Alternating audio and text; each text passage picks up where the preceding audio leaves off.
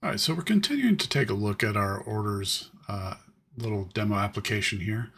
And this time, we've got our same basic starting setup here. And this time we're going to add some actual database to it here. So we've got a database table that we've created for our orders. And as you can see here, it's just got some basic information here, including some shipping information. And as we go over here and look at our application, we can see that our order here, we've got our status and our reference and our ID, but we don't have any of the shipping information that we have in our database table. So what we want to do is add that information to our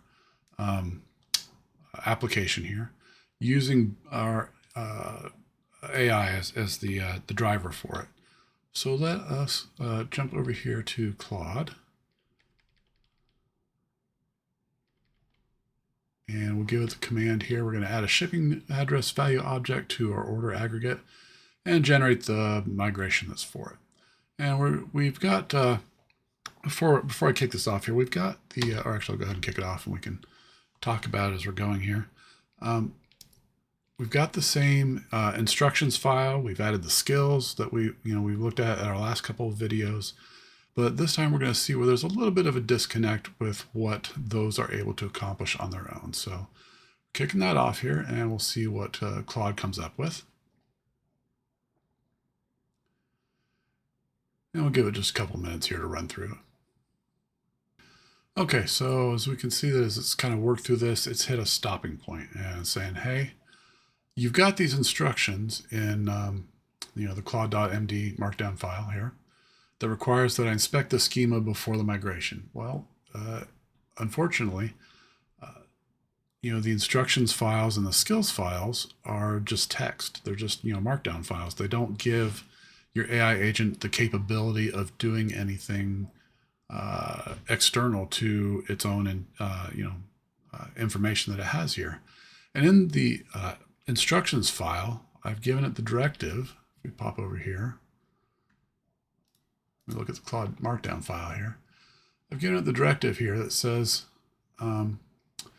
inspect the current schema before writing any EF core migration or model change. Map to columns that already exist rather than creating new ones. Unfortunately, with just the skills and the instructions files that are included, it does not have the capability of doing that. And that's where our third video here comes in. We're going to be talking about MCP tools today. MCP servers and the capabilities that they give to your AI tool beyond what it's capable of doing with just skills and the instructions file. So let's go ahead and dive into that. I'm Barrett with NimblePros, and let's get into it.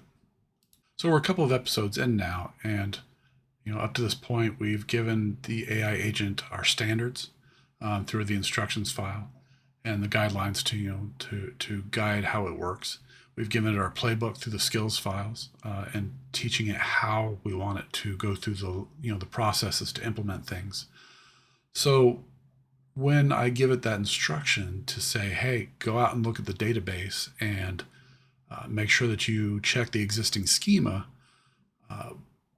before you make these changes, before you implement this code, it looks at that and it'll either guess or it tells me that it can't do it. This is not a knowledge problem. Now it's a reach problem, and everything that we've given it so far up to this point, like I say, has just been text in a repo, text in a document. What we're going to do, or what we're going to talk about in today's episode, is to go beyond that, to give it hands, to reach out and look at that schema, to look at that database and say, hey, here's what's already out there. Here's how I write the code in order to integrate that together. And there are a number of tools that are out there that will give these capabilities to AI agents, and generally what they're known as MCP servers. Whereas the skills file, the instructions file, those are just text, those are just guidelines. They don't let the AI agent actually do anything. It can't touch the file system. It can't touch the server, the database server. It can't go out to GitHub and look at your PRs and your repos that are out there, the issues that are out there. MCP servers give it those kinds of capabilities to reach beyond just its knowledge. And when it doesn't have the actual access to those things that it needs to follow those instructions, like I say, it'll either just guess, or it'll tell you that it can't do what you've asked it to do. So let's talk about what MCP protocol is. So this is a standard that's been created for connecting a AI agent to the tools that are out there. It was started by Anthropic, but it's now pretty much standard across all of the AI agents that are out there. They're all pretty much support them in the same way. What MCP servers are actual applications that give access to the give access to the AI coding agent to these external tools. And there are a bunch of MCP servers that other people have created that are out there that can perform a number of tasks and features, and we'll look at one or two of those in this demo here. Or if there's something custom that somebody hasn't written, you can certainly write one yourself. And we have put out a couple blog posts and videos about writing MCP servers in .NET and how you can create that yourself. And just as a side note, of course, as soon as I put out the video for creating an MCP server, they came out with version 2 of the standard of the SDK for .NET. So in the near future, some point, look for a new video that updates that one to give to talk about the new features that are available in version 2 of the SDK. But circling back to your AI coding agent and MCP, for instance, I mentioned that I've got this SQL Server, and I've created this orders database. It's got a table on there, and in order to give the AI agent access to that, I'm not going to write a SQL driver from scratch. I'm going to implement a package that's out there, which as it says, it's a small process usually, and you want to keep it just like with skills files. You want to keep it focused and simple and concise. But instead of giving you access to your SQL Server, these MCP servers will give your AI coding agent that access to these external tools and utilities and resources. So just to highlight the differences between what an MCP server is and what a skills file is. The skills file, as I mentioned, is just text. It's just providing guidelines. It's providing instructions on the process that the agent should go through in order to accomplish it. In order to accomplish a task. An MCP server gives it actual capabilities. It lives, in a running process. As I said, it's an actual application that is running somewhere. It might be running locally. It might be running in the cloud somewhere. Whatever it is, it's an actual application that's running a utility that gives that access and requires that you give your AI agent the permissions to access that. A lot of times that will involve giving it an API key or some kind of credentials that have been set up to do that. But there are generic ones as well. For instance, there's an MCP server that gives access to the entire Microsoft Learn website. So all the pages that are out there on the as far as that documentation goes. Microsoft provides an MCP server that can give AI agents access to that entire repository, so that your AI agent can go there without having to crawl across the whole website itself. Instead, there's just an MCP server. It can go and ask questions. Hey, give me the information that's out on the Learn website that's related to, entity framework or something. Whatever it is the question is, it can query that information that way instead of having to crawl step by step through every page trying to find what it's looking for. In the demo that we're going to do today, we're going to be connecting it to the SQL Server so that it has access to a database so it can look at that schema. But MCP tools, another common one that's out there is giving access to GitHub, so that it can look at your pull requests, it can look at your code repos, it can look at the issues that are out there and interact with those.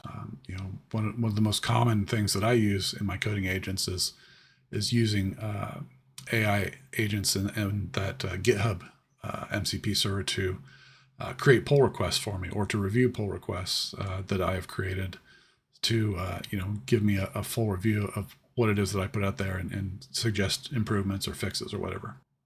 As I mentioned, there are a bunch of MCP servers that are out there. There are a number of websites that have been created to let people know about those, and they can be implemented in other ways. You might have to download it, install it. You might have to, or you might be able to access it directly on the web. A lot of times they're hosted out there. For instance, the Microsoft Learn one, it's an HTTP request to that MCP server that they provide that provides the access to documentation for the Microsoft Learn website. So there are a number of ways that MCP server that's out there might be made accessible to your AI agent. I mentioned a couple. There's Playwright for doing local UI testing. There's MCP servers that give access to the file system, and so on and so forth. There's a bunch of different ones that are out there that can accomplish almost any task that you might want them to accomplish. And the way that you configure those MCP servers is through a JSON configuration file that you put in your project, which is called .mcp.json. And basically what that includes is just a list of MCP servers and how to connect to those.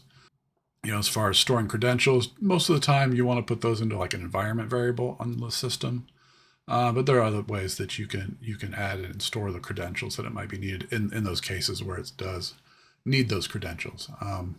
And you can see here there's a couple of different ways that you might access it. For instance, the SQL Server one that I'm going to demonstrate today is hitting against a Docker instance of SQL Server that's running on my machine here.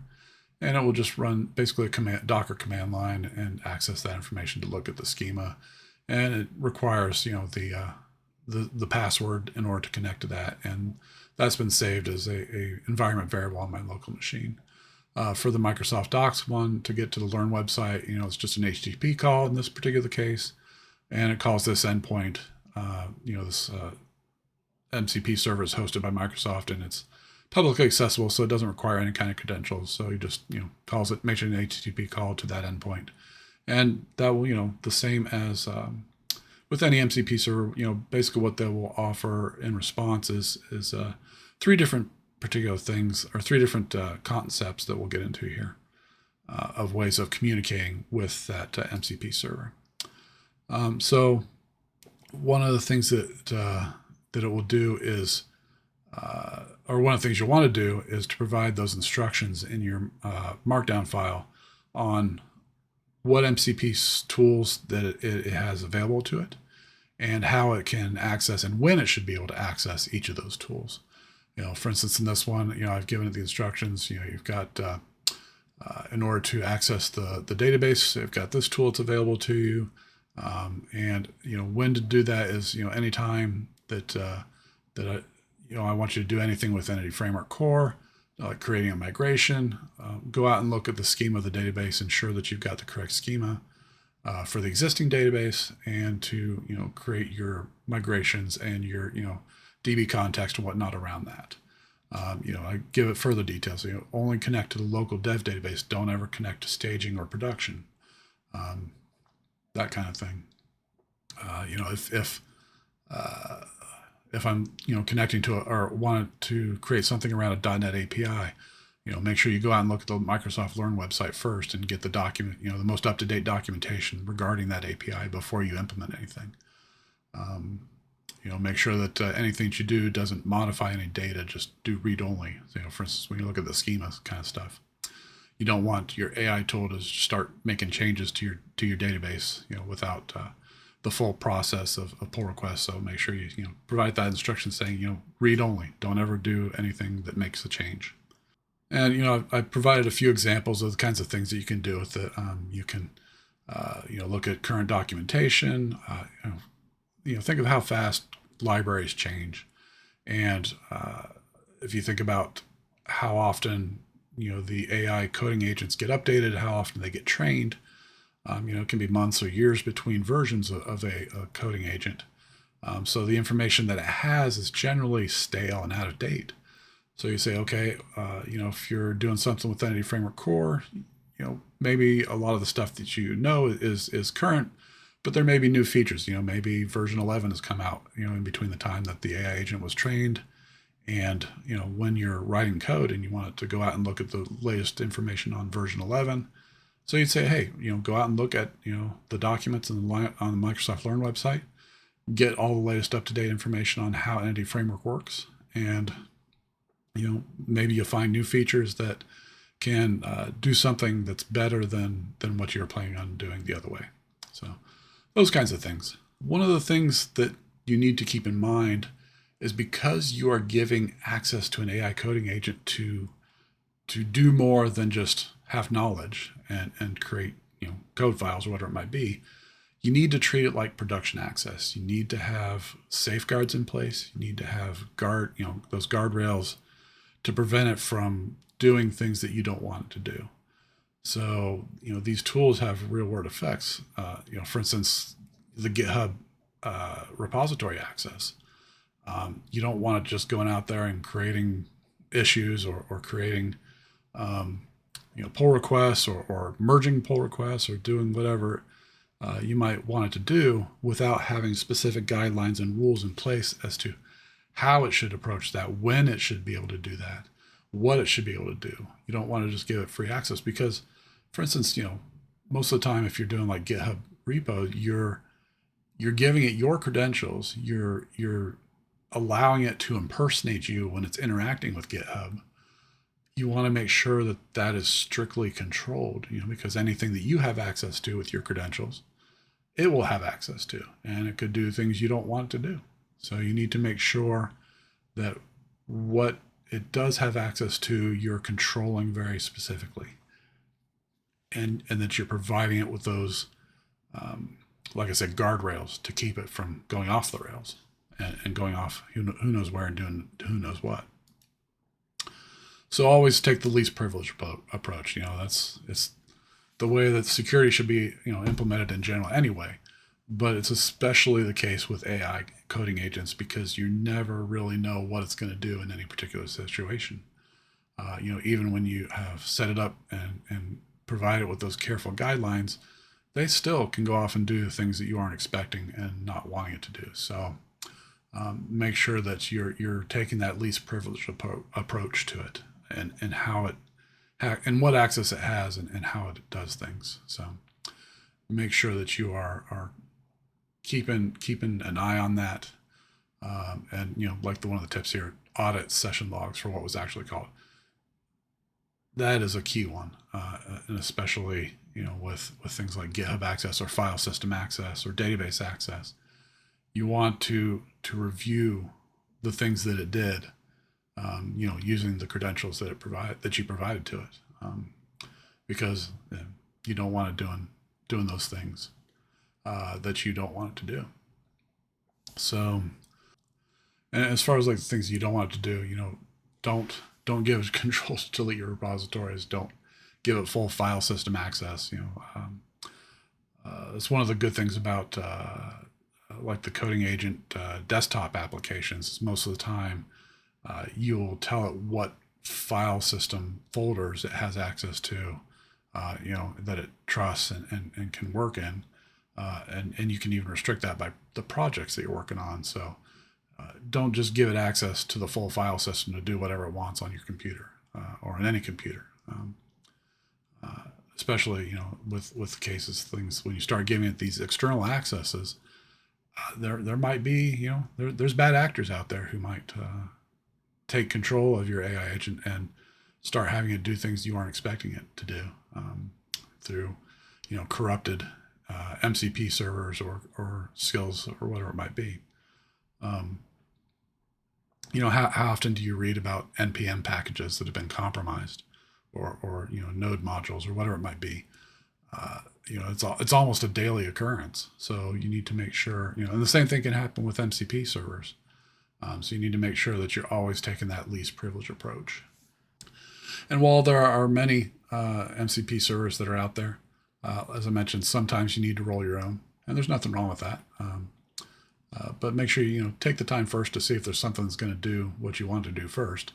And then if not, you can. And as I say, there's another blog post and video that we've created that's available on how to do that with .NET. So, if you're interested in or have a need to roll your own, make sure you check those out. But that should always be your last approach, because there are thousands of MCP servers that are already out there. So I'm sure for 99% of your situation, unless you're dealing with a custom application that you need to interact with, perhaps, for 99% of your situations, there's probably something already out there that will do what you want. All right, so let's get back into our demo here. So let's jump back over, and what we're going to do is we're going to add a couple of configurations. So first off, let's have it stop. So we're going to cancel that, and we're going to exit Claude for just a moment. Okay, so we've added our MCP configuration file back into our application here, and you can see I've got the orders DB connection or MCP command. And it's basically your MCP can be as simple as just providing instructions. In this particular case, it's just saying Docker run and connecting to this, and it's telling it how to get information from the SQL Server instance that's running on Docker. So let's jump back over to Claude, and let's go Claude.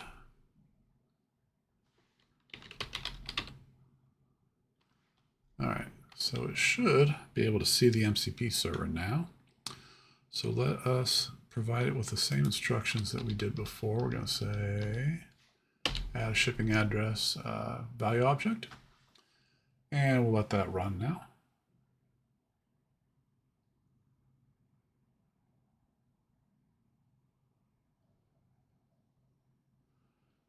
And you can see it's saying I'm going to start by looking at the repo structure and check the relevant skill files.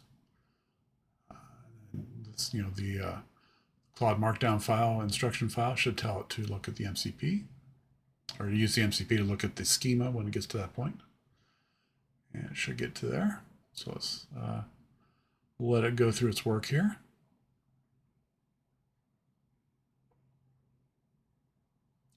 Okay, so in this particular case, I neglected to recall that I disabled the MCP server in my configuration file for Claude, so let me enable that.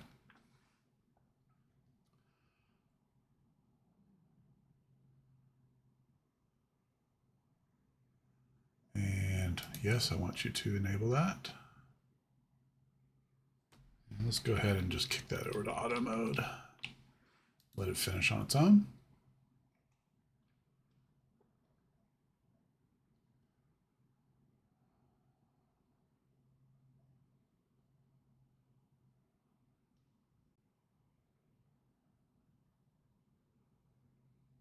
Okay, so it's going to be a couple options here. I'm just going to let it go ahead and run that. I could restart it and have it automatically load the MCP server in this next run, and it should, if I were to do that, exit out and come back in, it would ask me if it wanted me to enable, permissions for that MCP server.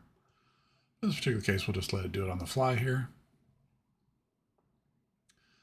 And you can see this line here saying confirm the live DB already has these shipping fields in it. And now it's going to create or update the order and the context to, or actually in this case, the in-memory order repository to align to what's already in the database schema. Now this isn't a full application, so it doesn't actually have Entity Framework installed and any of that, but it should, and it may actually complain about that here in a minute. But if I had if I was working with a full application and it would, use that, and it would update the context and all that information around that with references to the actual database table names and column names, as opposed to what's in the, as opposed to making something up. Okay, now you can see it's got this, it's reviewed that, it's planned everything out, it's writing code now, it's setting, all that information up for me.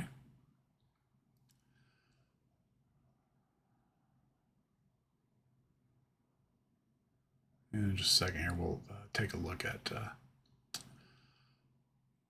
all the changes that are put in the code. You can see it's creating the migration now. There we go. So let's go through the summary of what it came up with here. It's saying, schema drift confirmed. So saying that,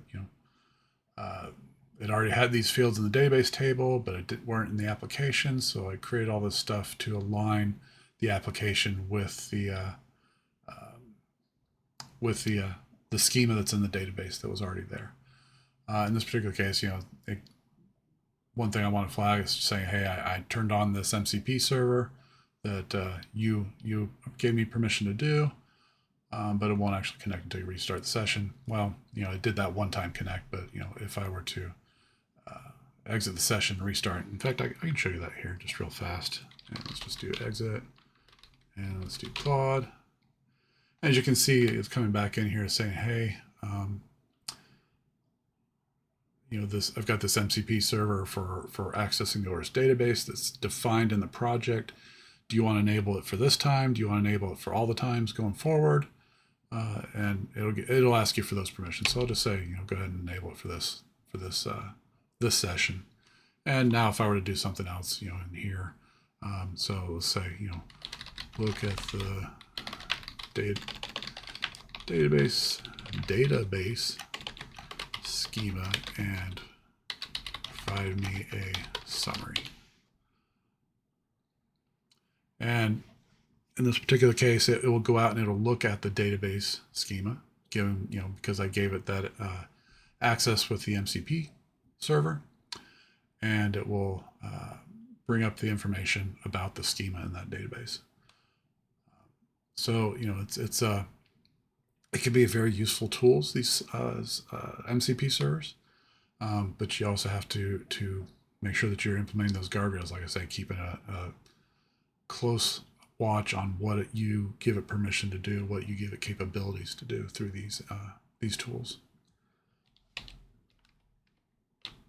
Swap that to auto mode so it stops asking for every single thing. It's good.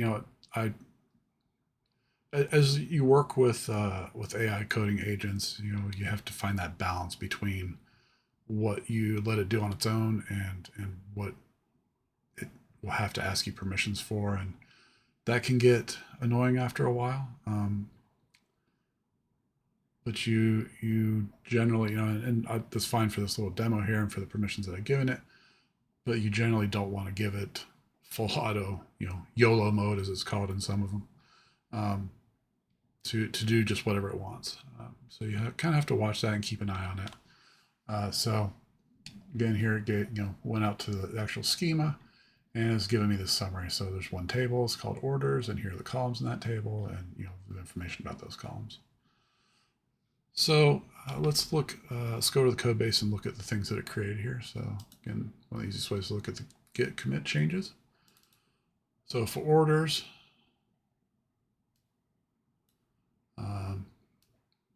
it added shipping address and set the shipping address.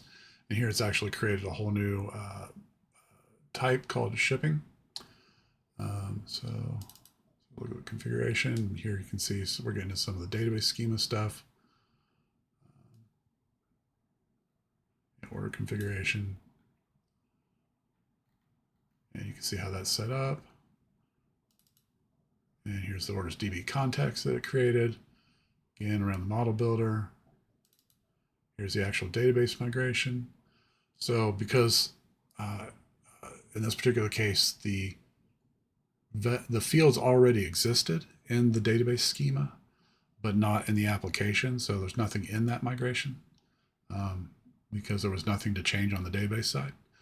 But if you were, to integrate something or add a new field to it, it will create that database schema for you.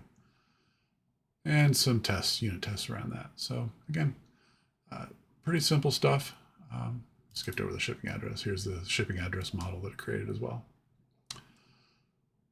So pretty straightforward. And here you can see it aligned to the things that were in the database. But you can see the naming's not the same. But if you come over here, it's telling it how to match those properties up to the database fields as it would in any database setup here. All right, so that's the power that these MCP servers can give you, and the capabilities that you can give it beyond just what's in there for like the skills files and giving it those procedural instructions. So you can see that the power that you can give it to actually go out and do stuff beyond just writing code for you. But at the same time, you got to treat it like production access. You gotta keep it very controlled and very careful. So let's jump back over to a couple slides to wrap it up here, and let's just cover one more time the takeaways for this. Skills files, instructions files, those are great. They provide process and procedure, but they're just text files. They're giving instructions. They're not giving capabilities. For the majority of needs that you have, there's probably already an MCP server that exists. There are a number of websites out there that catalog them. Some of them you can download and install locally, and others are available via NuGet packages that you can integrate into your application the same as you would any other NuGet package, or you can run them as standalone applications. Coming down from NuGet, using npx. And if you want to learn more about that kind of stuff, go out and look at the other blog post and video that we've created for creating your own MCP servers that are out there. Make sure that you give it those boundaries. Provide those restrictions in the instructions, saying what can you do with this, what can't you do with this, because a lot of these MCP server tools that are out there could potentially give your AI coding agent full access to do anything that you could do, and that may or may not be a good thing. So you always want to take that least privilege approach, and if nothing else, provided those strict guidelines in the instructions file saying, hey, this is what you can do with this is what you can't do with it, this is when to use it, this is when not to use it. Putting those in place to make sure that it doesn't go beyond what it is that you want it to do. And that's probably the biggest takeaway of all is maintain that least privilege approach. Keep those guardrails on. So that's a bit about integrating MCP servers into your AI coding agent workflow, and how you can take great advantage of that and use it to increase the capabilities of your AI coding agents 100-fold beyond what just the skills files and the instructions files will give you. So thank you for your time, and I appreciate it. And be sure to check out the associated blog post that goes along with this video. And thank you, and have a good day.